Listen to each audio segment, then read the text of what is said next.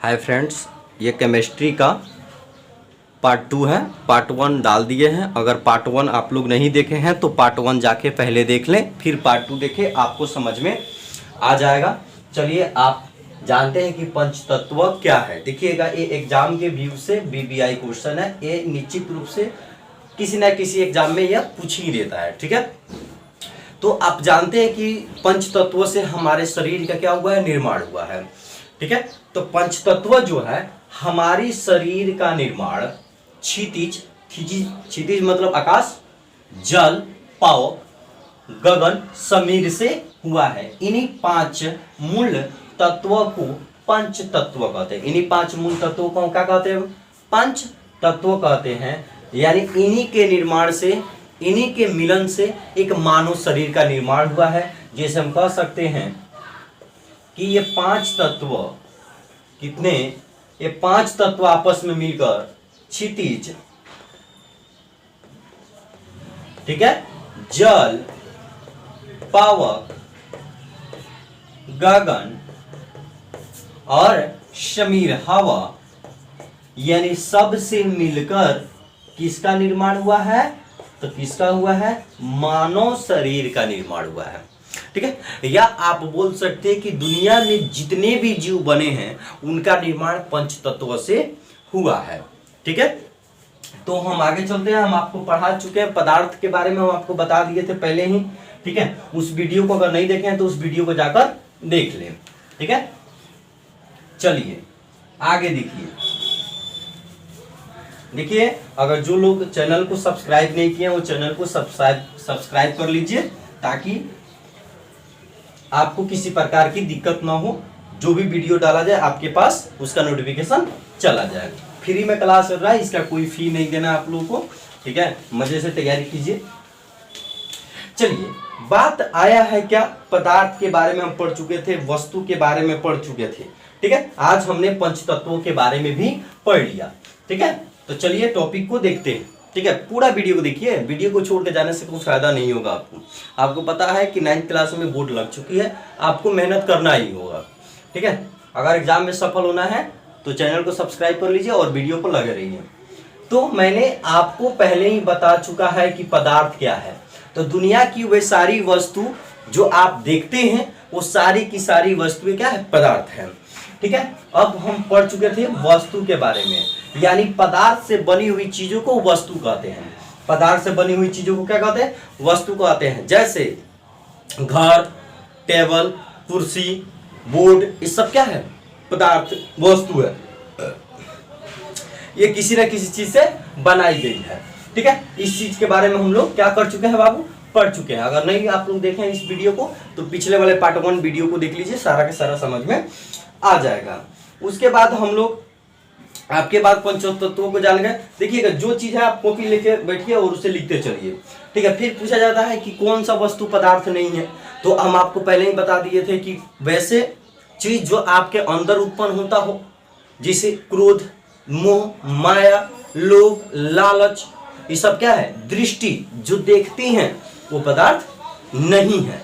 सुगंध, ये भी पदार्थ नहीं है। कितना सुगंध लेते हैं, इसकी कोई मात्रा है, कोई आकार है, नहीं है। ठीक है, कंफ्यूज नहीं होइएगा। ठीक है, उसके बाद है पदार्थ का वर्गीकरण। ठीक है, आप लोग कमेंट्स करना मत भूलिए, जो भी दिक्कत है आप कमेंट्स करके जवाब दीजिए। ठीक है, हम आपके कमेंट्स को देखते भी हैं। ठीक है, पदार्थ का वर्गीकरण क्या है, तो देखिएगा, पदार्थ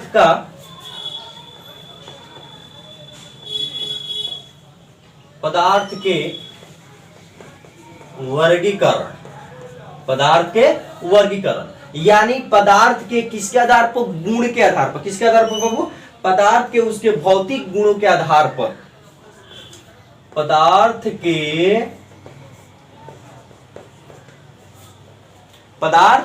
के देखिएगा, जो बांटा गया है ना, पदार्थ का वर्गीकरण किया गया है ना, तो पदार्थ के उसके किसके आधार पर, भौतिक,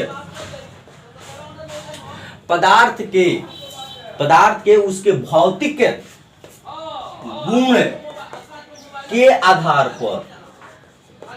किसके आधार पर, पदार्थ के भौतिक गुण के आधार पर पदार्थ को कितने भागों में बांट दिया गया? 3 भागों में बांट दिया गया। कितने भागों में बांट दिया गया? 3 भागों में, ठोस, द्रव और गैस। पहले इस वीडियो को देखिए, फिर आप जो पढ़े हैं कितना बेहतरीन तरीके से पढ़े हैं इसको भी एक बार देख लीजिए, पता चल जाएगा आपको। देखिएगा, ठोस का परिभाषा रटने से कुछ नहीं होगा, ठोस के बारे में भी समझना पड़ेगा आपको। रटना और समझना दिल्ली आसमान की फर्क है। अगर आप रटते हैं तो कोई भी चीज रट सकता है, लेकिन किसी का चीज का सामना करना बहुत ही, एक एक पॉइंट को समझना पड़ेगा आपको। तो कहा जा सकता है कि पदार्थ के भौतिक गुणों के आधार पर कितने भागों में बांटा गया है, दिमाग में लगाइए। तो आपका पढ़ना ही आंसर क्या हो जाएगा? पदार्थ के भौतिक गुणों के आधार पर 3 भागों में बांटा गया है। किस किस को? ठोस, द्रव और गैस, 3 भागों में बांटा गया है। स्क्रीनशॉट ले सकते हैं, ठीक है। अगर नहीं है तो कॉपी लेके लिखिए, हम बता देते हैं। पदार्थ के वर्गीकरण उसके भौतिक गुण के आधार पर 3 भागों में बांटा गया। पदार्थ के वर्गीकरण उसके भौतिक गुण के आधार पर 3 भागों में बांटा गया, सॉलिड, लिक्विड और गैस, यानी ठोस, द्रव और गैस में बांटा गया है। चलिए आगे देखते हैं।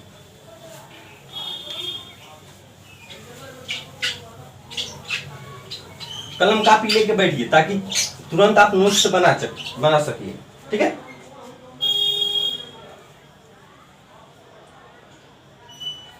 अब बात आता है ठोस। ठोस किसे कहेंगे? तो जिस पदार्थ के कणों के बीच अंतराणविक, जिस पदार्थ के कणों के बीच, जिस पदार्थ के कणों के बीच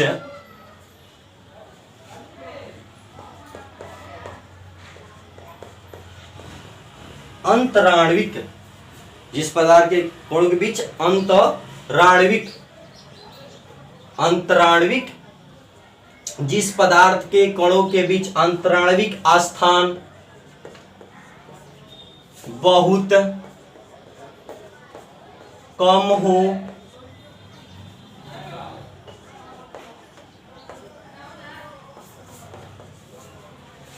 और अंतराणविक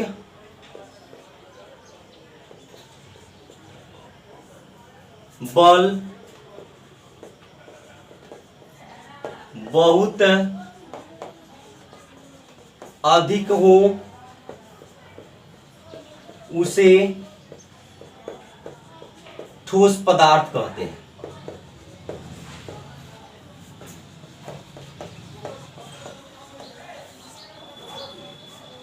उसे क्या कहते हैं? ठोस पदार्थ कहते हैं। बोर्ड पर लिखा है, देख लीजिए। हम आप लोग को बोल भी देते हैं, फिर से मिला लीजिएगा। देखिए, कहा गया है ठोस पदार्थ, पहले सॉलिड। किसी चीज को हम कैसे समझेंगे वो सॉलिड है? उसे दाबेंगे, नहीं दाबेंगे तब समझेंगे सॉलिड है।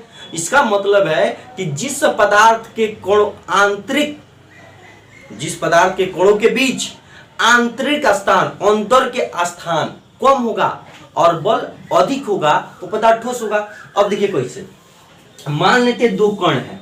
क्या है? 2 कण। एक कण का नाम ए दे देते हैं, एक कण का नाम बी दे देते हैं, ठीक है। ये दोनों आपस में कब सटेगा? जब बल ज्यादा लगेगा। मतलब बल जब ज्यादा लगेगा, जब इसके अंदर ज्यादा संप्रेता बल लगेगा, मतलब एक दूसरे के अंदर खिंचाव ज्यादा करेगा, तो इसका मतलब इसके बीच की दूरी कम होगा।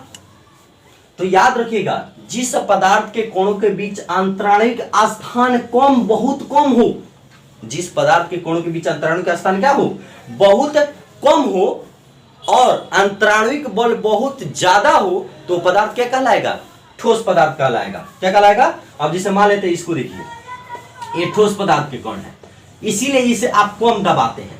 क्वेश्चन पूछा जा सकता है कि ठोस पदार्थ के कणों को आप, ठोस पदार्थ के आप कणों को काहे ज्यादा नहीं दबा सकते? काहे कि उनके अंदर जो स्थान होता है ना, वो नगण्य बराबर होता है, ना के बराबर होता है, जिसके कारण हम उसे दबा नहीं सकते हैं, ठीक है। क्वेश्चन में, ऑब्जेक्टिव में ये भी आपसे पूछ लेता है। ऑब्जेक्टिव में देखिएगा, ऑब्जेक्टिव क्वेश्चन एग्जाम कैसे पूछ लेता है कि जिस पदार्थ के कणों के बीच अंतराणविक स्थान बहुत कम होता है, उसके उस कणों के बीच अंतराणविक बल होता है। तो देखिएगा, स्थान जब कम होगा, तो स्थान जब बहुत कम है, स्थान क्या है, जब बहुत कम है तो बल बहुत ज्यादा लगेगा। जब धाका मुक्की होगा कोस के तो बीच में दूरी कम पड़ेगा, लोग चपा जाएगा ना भाई। मान लेते हैं आप देखिए कोई भीड़ होता है, माता रानी की जगराता में कोई जाता है, कोई दबा जाएगा बीच में, प्रेशर को होता है, तो वही धाका मुक्की कितना होता है, लोग चढ़ने पर चढ़ता है, तो उसके जो बीच है बल ज्यादा लगा तो दूरी कम होगी। तो याद रखिएगा, जिस पदार्थ के कोणों के बीच अगर बल ज्यादा लगता है तो स्थान कम होगा। स्थान कम है इसका मतलब बल ज्यादा लग रहा है, ठीक है। उस पदार्थ को हम क्या कहेंगे, ठोस कहेंगे। तो जिस पदार्थ के कोणों के बीच, याद रखिए ठोस सॉलिड उसे दाब नहीं सकते हैं, जिस पदार्थ के कोणों के बीच अंतराणविक स्थान बहुत कम होता है तथा या और जो भी तथा अंतराणविक बल बहुत ज्यादा लगता है, उसे हम क्या कहते हैं, ठोस कहते हैं, ठीक है। जैसे में आप लिख सकते हैं ठोस में क्या क्या होता है, वो हम बाद में फिर लिखवाएंगे, ठीक है। ठोस का परिभाषा बाद में लिखवाएंगे, पहले ठोस क्या होता है ये समझिए, ठीक है। मिटा सकते हैं। एक और चीज अगर दिक्कत हो रहा हो तो देखिएगा, ऑब्जेक्टिव में निश्चित रूप से पूछता है, जिस पदार्थ के कोणों के बीच अंतराणविक का स्थान बहुत कम होता है तथा अंतराणविक बल ज्यादा होता है, उस पदार्थ को हम क्या कहते हैं, ठोस कहते हैं।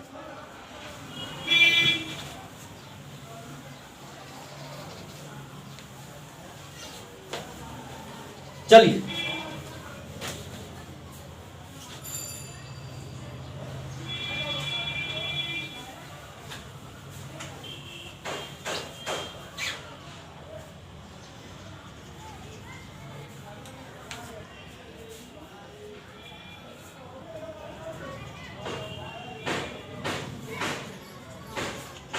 आप जानेंगे द्रव।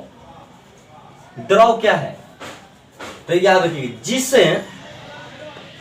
पदार्थ के कणों के बीच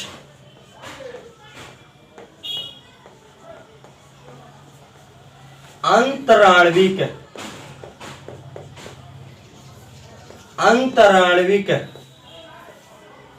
ठीक है, अंतराणविक आस्थान ठोस के अपेक्षा, किसका अपेक्षा बाबू, ठोस के अपेक्षा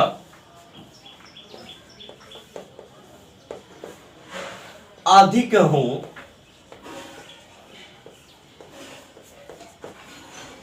तथा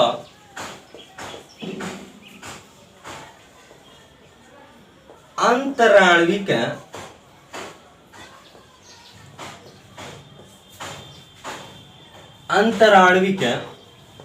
बल कम हो तो उसे द्रव कहते हैं या द्रव पदार्थ कहते हैं। तो द्रव किससे कहते हैं, पहले बात की द्रव का परिभाषा अलग है, जो सरलता रूप से बात है उसे द्रव कहते हैं, वो आगे चल के देखेंगे, ठीक है। वहां यहाँ दिमाग नहीं लगाना है, यहाँ द्रव को समझना है द्रव होता क्या है, ठीक है। तो कहा गया है जिस पदार्थ के कणों के अपेक्षा, को ज्ञान सुनिए, जिस पदार्थ के कणों के अपेक्षा यानी ठोस पदार्थ के कण, जिस पदार्थ के कणों के बीच अंतराणविक आस्थान ठोस के अपेक्षा अधिक होगा, दूरी बढ़ेगी, दूरी क्या होगी, बढ़ जाएगी। मान लेते हैं हाई ठोस के कण है, किसका कण है, तो ठोस के कण सटा हुआ रहता है, एक दूसरे में क्या होता है, सटा हुआ रहता है, लेकिन द्रव के कण जो होगा ठोस की अपेक्षा क्या होगा, ज्यादा होगा।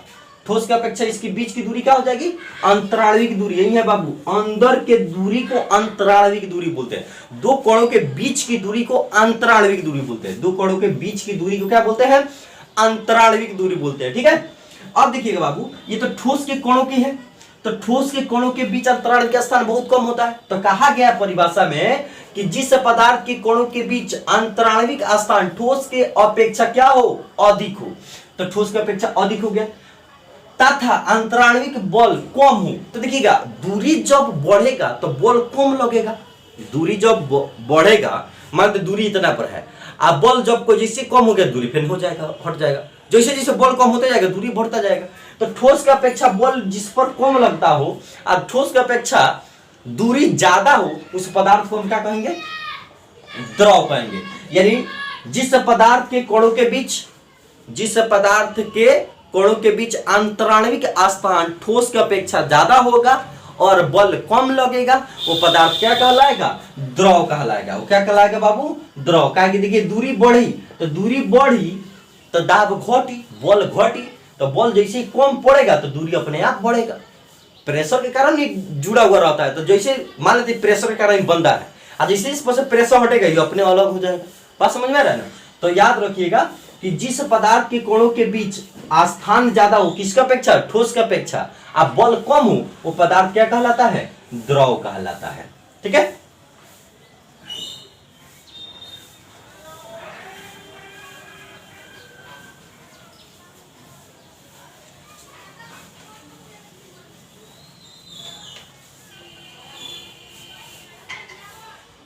उसके बाद आ जाता है क्या?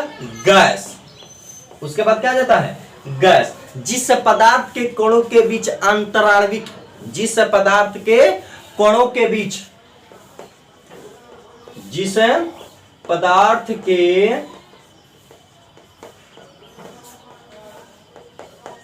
कणों के बीच, जिस पदार्थ के कणों के बीच अंतराण्विक स्थान बहुत अधिक हो तथा अंतराण्विक बल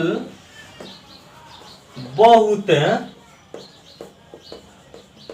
कम हो,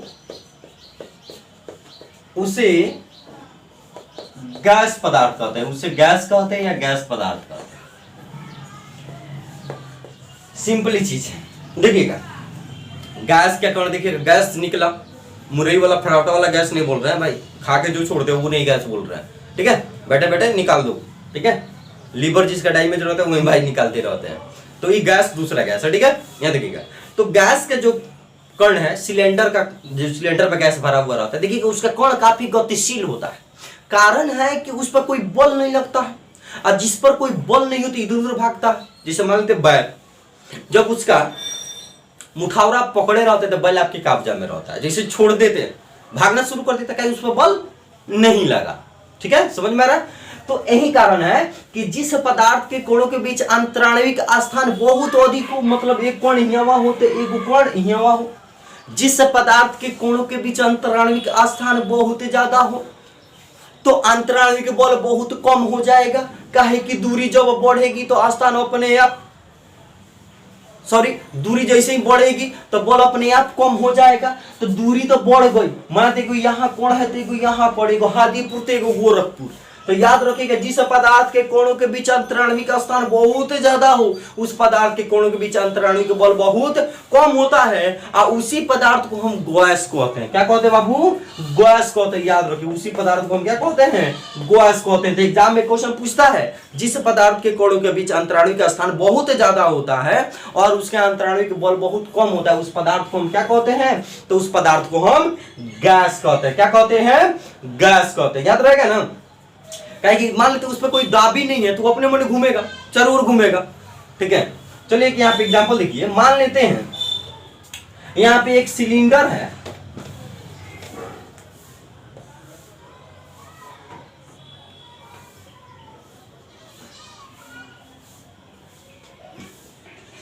आपके घर वाला ही सिलेंडर है। मान लेते हैं 12 kg का सिलेंडर है, इसमें 100 ग्राम गैस है। 100 ग्राम गैस है, 100 ग्राम गैस है। तो याद रखिएगा ये पूरे सिलेंडर को भर देता है। ये कितने के भर देता है?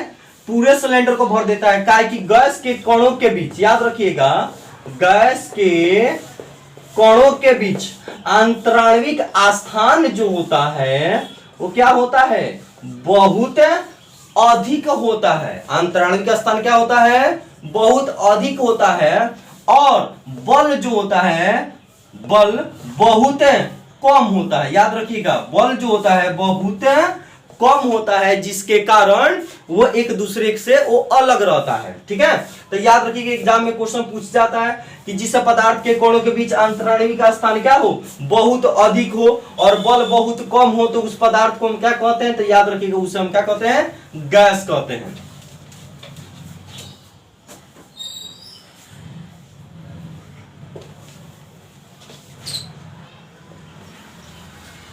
चलिए नेक्स्ट टॉपिक है, इसका ट्रिक देख लीजिए।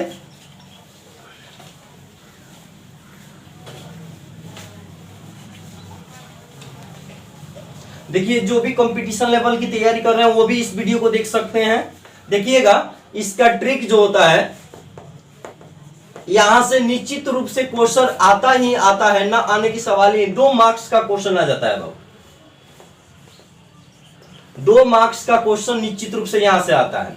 एक और लिख लीजिएगा स्थान और एक और लिख लीजिएगा बल। ठीक है, यहां लिखना है बहुत अधिक। ठीक है, पहले शुरू करते हैं कम से, अधिक से तो शुरू होता नहीं है, सबसे शुरुआत क्या करते हैं हम, कम से शुरुआत करते हैं। तो यहां पहले लिख देते हैं बहुत कम। ठीक है, बहुत कम यहां लिखते हैं, फिर इसके बाद आता है कम, सॉरी अधिक, कम के बाद थोड़ा सा और कम आता है, क्या हो जाता है, अधिक हो जाता है, उसके बाद हो जाता है बहुत अधिक, बहुत अधिक। फिर देखिएगा यहां पर हम ले लेते हैं बल, शुरुआत कर देते हैं। बल जो होगा एगो में बहुत अधिक लगता होगा, बल बहुत अधिक। ठीक है, बल जो होगा बहुत अधिक लगता होगा, फिर अधिक के बाद बल क्या हो जाता होगा, कम लगता होगा, क्या कि जब पहले बार मेहनत करते थे बल ज्यादा लगता है, तब पहले लिख लीजिए बहुत अधिक, उसके बाद अधिक और उसके बाद कम। ठीक है, अब देखिएगा आपको सोचना क्या है, आपको शॉर्ट ट्रिक में बता देता हूं, सबसे निश्चित रूप से आप बना सकते हैं। कहा गया है जिस पदार्थ के कोण स्थान है, तो देखना स्थान अगर बहुत कम होगा, स्थान बहुत कम होगा तब बल बहुत अधिक लगेगा।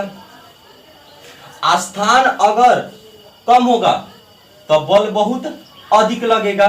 ठीक है, अगर स्थान अधिक होगा तब बल कम होगा, सॉरी यहां पे देख लीजिए, कम, अधिक के बाद कम और उसके बाद बहुत कम, बहुत कम। तो देखिएगा यहां पे ऐसे ट्रिक को लिख लेना है। देखिएगा स्थान बहुत कम, अधिक, बहुत अधिक, बल बहुत अधिक, कम और बहुत कम। अब देखिएगा जिस पदार्थ के कोणों के बीच अगर स्थान बहुत कम होगा, इसका मतलब है कि उसका बल क्या हो जाएगा, बहुत अधिक हो जाएगा, तो उस पदार्थ को हम क्या कह देंगे, ठोस कह देंगे। ठीक है, जिस पदार्थ के कोणों के बीच अंतराणु का स्थान अधिक होगा, तो स्थान अधिक तो बल क्या हो जाएगा, कम हो जाएगा। स्थान अधिक तो बल कम, बहुत कम, बहुत अधिक, बहुत कम, बहुत अधिक। देखो दोनों में बहुत लगा है, तो बहुत बहुत छाट लो, यहाँ कम है तो यहाँ क्या होगा, अधिक होगा। तो यहाँ देखिए स्थान अधिक, खाली यहाँ अधिक है स्थान, तो बल क्या हो जाएगा, कम। अब यहाँ देखिएगा स्थान बहुत अधिक, स्थान बहुत अधिक, तो यहाँ अधिक है तो इसके बाद बल कम होगा, तो बल बहुत कम हो जाएगा। तो इसे कहते हैं ठोस, इसे कहते हैं द्रव, इसे कहते हैं गैस। भाई ये पूरा निश्चित रूप से लिख लेना, ये आपके पूरा ठोस द्रव गैस को सॉल्व कर देगा। जिस पदार्थ के कोणों के बीच अंतराणु का स्थान कम होगा, बहुत कम होगा, उसके बीच बल जो होगा बहुत अधिक होगा। अगर स्थान अधिक होगा तो बल कम होगा, स्थान बहुत अधिक होगा तो बल बहुत कम होगा। ठीक है, किसी को डाउट? चलिए हम फिर देखते हैं पदार्थ के निर्माण। देखिएगा पदार्थ के निर्माण कैसे हुआ, उसको यहाँ पे दिया गया है। पदार्थ के अत्यंत सूक्ष्म छोटे छोटे कणों से मिलकर यह एक बल का मतलब होता है जब कोई चीज एक दूसरे से जुड़ा रहता है, एक बल से जुड़ा हुआ रहता है, तो उसे जुड़े रहने की इसी कारण से इसे हम क्या कहते हैं, पदार्थ का निर्माण कहते हैं। देखिएगा पदार्थ का जो निर्माण होता है ये छोटे छोटे कणों से मिलकर बना होता है। पदार्थ के देखिएगा संरचनाएं जो होती है एक दूसरे से वो क्या होती है, जुड़ी हुई रहती है। और किसके कारण, एक बल के कारण, यानी समान बल इस पर लगता है, जिसके कारण इस बल को हम क्या कहते हैं, एक बल कहते हैं। इस बल को क्या कहते हैं, एक बल बोलते हैं। देखते रहिएगा, इसे क्या बोलते हैं, एक बल बोलते हैं। तो आपको याद होना चाहिए, पदार्थ के अत्यंत सूक्ष्म छोटे छोटे कणों से मिलकर यह एक बल के कारण एक दूसरे से जुड़े रहते हैं। इन्हीं कारण से पदार्थ का क्या होता है, निर्माण होता है। यानी पदार्थ के जो कण होता है वो अत्यंत छोटे छोटे सूक्ष्म कण होता है, जिसके कारण वो पदार्थ का एक निर्माण कर पाता है। जिस पदार्थ के कणों के बीच अगर बल ही नहीं रखता हो, वो पदार्थ के कण यानी वो पदार्थ का निर्माण ही नहीं कर सकता है। ठीक है, यहाँ पे देखिएगा, यहाँ पे हमने कुछ फिगर बना दिए हैं, इसके माध्यम से समझिएगा। ये जो रेखा हमने दिया है ये बल को दर्शाता है। किसको दर्शाता है, बल को दर्शाता है। यानी आप कह सकते हैं जो पदार्थ के कण होता है वो एक बल के कारण सारे कणों को एक दूसरे से क्या करता है, जोड़कर रखता है। इसी कारण से पदार्थ का क्या होता है, निर्माण होता है। ठीक है, फिर देखिएगा यहाँ पे अगर फिगर जैसे बनाना हो तो जैसे में इसे फिगर बना सकते हैं। ठीक है, अगर स्क्रीनशॉट लेनी हो तो यहां से डायरेक्ट स्क्रीनशॉट भी आप ले सकते हैं। चलिए हम लोग देखते हैं। अभी बात हुआ था अंतराणविक का, किसका बात हुआ था, अंतराणविक बल का। तो इसके पहले हम आपको बता चुके हैं अंतराणविक बल का मतलब समझ जाइए। देखिएगा, आपसे पूछा जाए अंतराणविक, क्या पूछा जाए, अंतराणविक। आप देख लीजिएगा, अंतराणविक अंतराणविक कोई लिखा रहता है। ठीक है, अंतराणविक आस्थान जब पूछे आपसे तो कहिएगा दो पदार्थ के कणों के बीच, देखिएगा पदार्थ के जो कण होते हैं, दो कणों के बीच, याद रखिएगा दो कणों के बीच जो खाली स्थान होता है, यानी रिक्त स्थान होता है। क्या स्थान होता है, रिक्त या खाली बोल सकते हैं। यानी खाली स्थान जो होता है उसे हम क्या कहते हैं, अंतराणविक स्थान कहते हैं। तो पदार्थ के कणों के बीच, पदार्थ के कणों के बीच जो स्थान खाली होता है, रिक्त होता है, उसे हम क्या कहेंगे, अंतराणविक स्थान कहते हैं। याद रखिएगा, आपसे क्वेश्चन पूछा जा सकता है। फिर कहा गया अंतराणविक बल, तो दो कणों के बीच लगने वाली बल को अंतराणविक बल कहते हैं। याद रखिएगा, दो कणों के बीच किसकी बात होती है, अंतराणविक की। किसकी होगी, अंतराणविक बल की। तो अंतराणविक बल, दो मान लेते हैं कितने कण है, दो कण है। दो कणों के बीच जो बल लगता होगा, जो फोर्स लगता होगा, जो एक दूसरे को खींचने के लिए बल लगता होगा, यहाँ पे लगने वाले बल को हम क्या कहेंगे, अंतराणविक बल कहेंगे। इन दो कणों के बीच जो बल लगता है उसे हम क्या कहेंगे, अंतराणविक बल कहेंगे। ठीक है, दो कणों के बीच लगने वाले बल को क्या कहते हैं, अंतराणविक बल कहते हैं। ठीक है, नेक्स्ट आगे देखते हैं। फिर देता है केल्विन, कुछ मान देता है। ठीक है,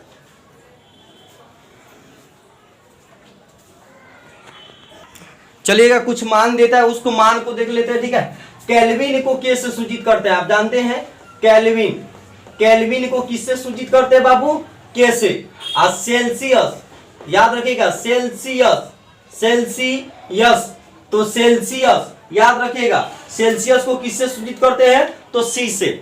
तो देखिएगा, याद रखिएगा, के बराबर फॉर्मूला, के बराबर होता है सी प्लस 273। याद रखिएगा, एग्जाम में यह वीवीआई टॉपिक है, निश्चित रूप से यहां से नॉर्मिकल पूछता है, ना आने की सवाल ही पैदा नहीं होता है। कहा गया है कि के बराबर, फॉर्मूला नोट कर लीजिएगा, एक होता है सी बराबर के माइनस 273। ठीक है, अगर ये फॉर्मूला आपके पास है तभी बनेगा। होता है के बराबर सी प्लस 273, यानी के फॉर केल्विन और सी फॉर सेल्सियस। तो याद रखिएगा, केल्विन का के का फॉर्मूला क्या होता है, सी प्लस 273। के कर चिल्ला के 273, सी चल गई के तो के चल गई तो के माइनस 273। याद रखिएगा। ठीक है, तो ये दोनों सूत्र आपको याद रखना है। अगर दोनों सूत्र याद नहीं रहेगा तो आगे चल के नॉर्मिकल आपसे नहीं बनेगा तो कल के वीडियो में हम आप लोगों से नॉर्मिकल की बात करेंगे और नॉर्मिकल की क्लास चलेगी। कल की वीडियो देखना नहीं भूलिएगा और आज के वीडियो देख लीजिए, पार्ट 2 ही है। आप पार्ट 1 नहीं देखे हैं तो उसको जाके देख लीजिए। फिर मिलते हैं पार्ट 3 में। कल निश्चित रूप से हम आप लोगों से मिलेंगे, ठीक है। Thank you. जो लोग सब्सक्राइब नहीं किया चैनल को सब्सक्राइब कर ले और लाइक और शेयर अवश्य करें।